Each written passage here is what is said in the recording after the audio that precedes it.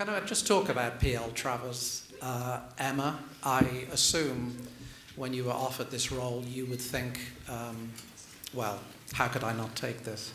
Yes, I know, yes, absolutely. How could I not take this? We were all of us at my age going, oh, there are no roles for women at all. And then one of the best roles I've ever played comes sailing along, courtesy of my fine and extraordinary friend Kelly Marcel, who's the most brilliant writer.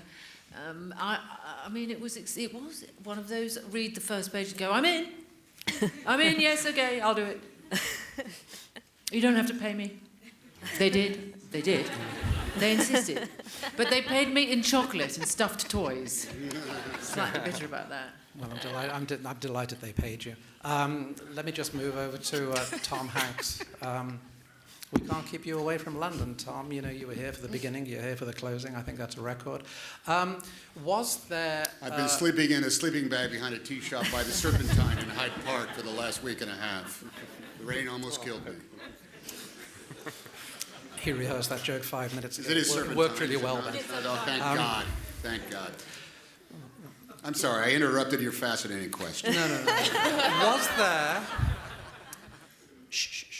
Was there any sense of trepidation for you in playing someone like Walt Disney? Trepidation's Does he seem to you like the kind of man that would experience trepidation in approaching a role? Sorry, I didn't mean... Was that for me or for Tom? Believe me. Hey, you got to act with a horse.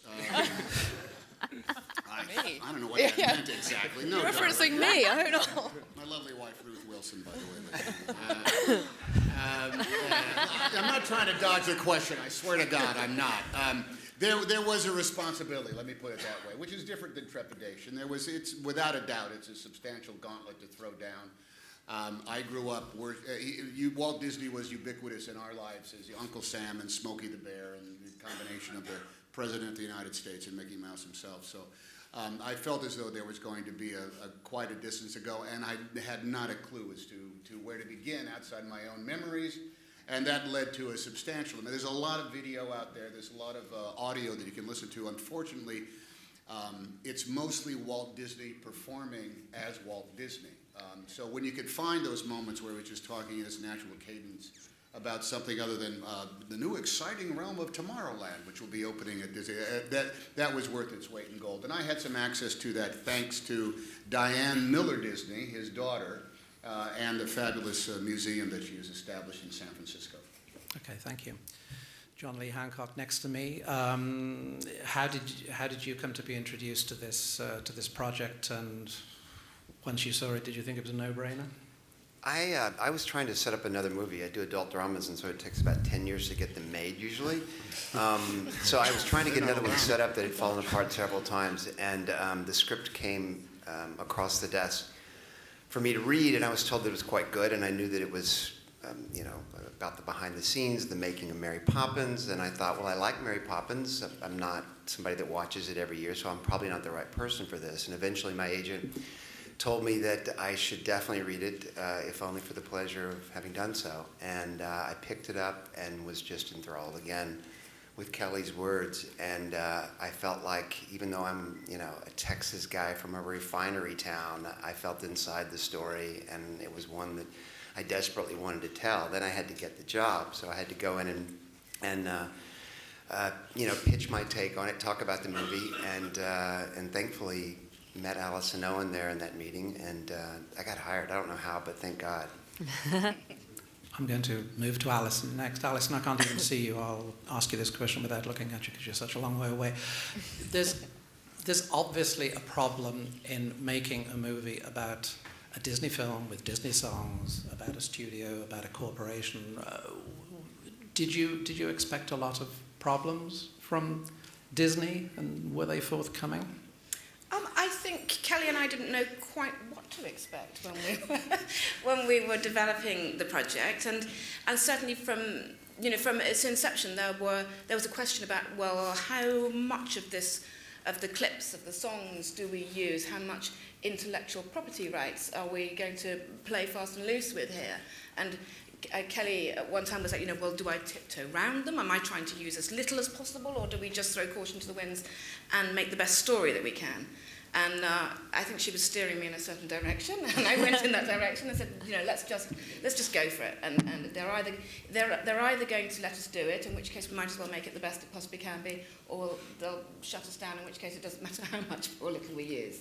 So Kelly set out just trying to write the best script she could and use all the material, and then we had a certain strategy in terms of approaching Disney, and luckily for us, the right people were sitting at the right desks and in the right chairs at that time, and I think Mary Poppins was blowing the wind in the right direction, and it met with favour, and Disney have supported this project and been absolutely smart and intelligent in their approach and in terms of letting us do the right thing by the movie and by the story. Okay, so Kelly, was it was your instinct to go for broke as well, was it, rather than try and be cautious and try and anticipate roadblocks?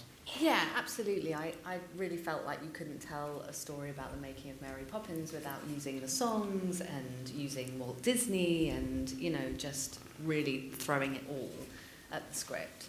I would be disappointed if I went to see that film and didn't get to have a little sing-along.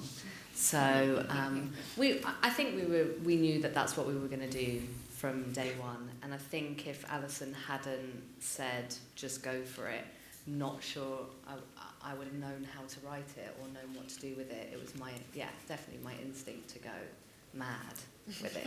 Okay, good. Colin, it seems that, it's almost like you're in a different movie half the time there. That sounds like a big insult. But I know that it wasn't. Please carry on. No, I know. No, it wasn't an insult. But that's okay. There's me being hopeful again. No. Let me put it like this. I mean, there's a foreground story and there's a backstory, which of course is the story of Mr. Banks. And it seems to me it's just very different from any role I've seen you play. Did it sort of feel like a departure for you? Anytime you kind of step into the fiction of another person's skin and you go from objectively perusing the script and the character's life into being a subject of the story, it's a departure. Like it truly is. But this was, I suppose if I was to look back at the chronology of stuff that I've done, it does feel a little bit more unique. And I think more than that being about the characters, that's about the sensibility and the sensitivity of the whole film. Just in reading it, sometimes you read things and you put them down and you get very analytical about them and you think about the dialogue, you think about the situation and the characters and you look at the whole story as a narrative.